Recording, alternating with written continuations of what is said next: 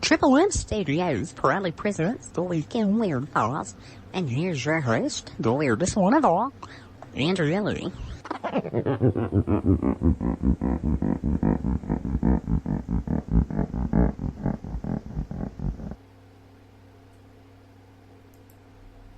Welcome to this weekend's edition of the Weekend Weird Files. I'm your host, Andrea Lee.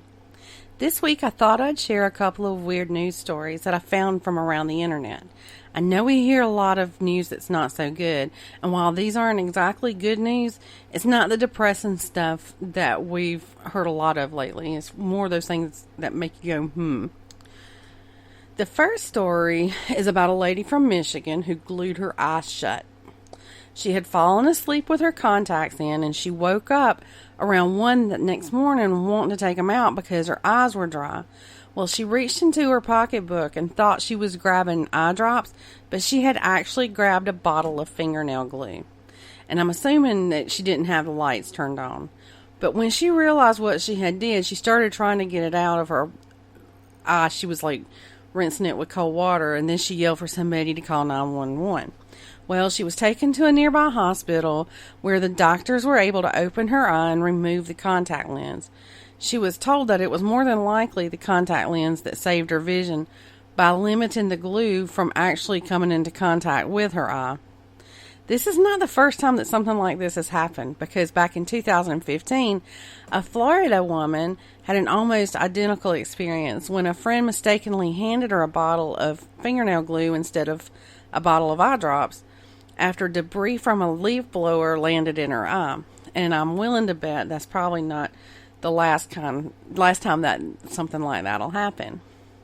In the next story, this one kind of blew my mind, no pun intended.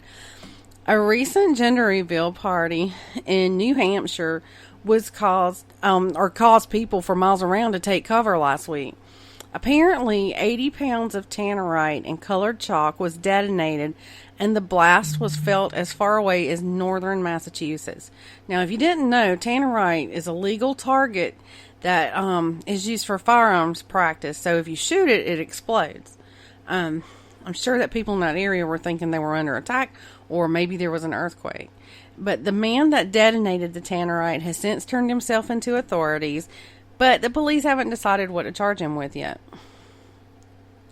Now, this story, it gave me a good little laugh. Earlier in April, I believe it was on the 4th, a groom in Indonesia nearly married the wrong bride when he showed up to the wrong wedding venue.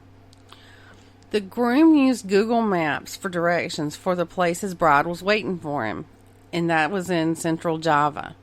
But he ended up at the wrong address. The groom and his entourage shook hands with the family, exchanged offerings, and took what they thought were their seats.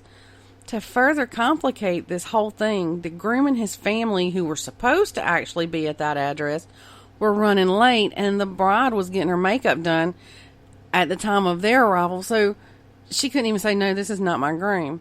Now, when they realized what happened, the groom and his party quickly exited, and they took their offerings back with them. That just kind of gave me a good laugh, because I know how many times, like, one of my GPS apps have just, like, sent me on a wild goose chase. So I can see it happening. But anyway, that's all I've got for this weekend's Weird Files. Don't forget to tune in Monday for episode 19. And y'all have a good rest of your weekend.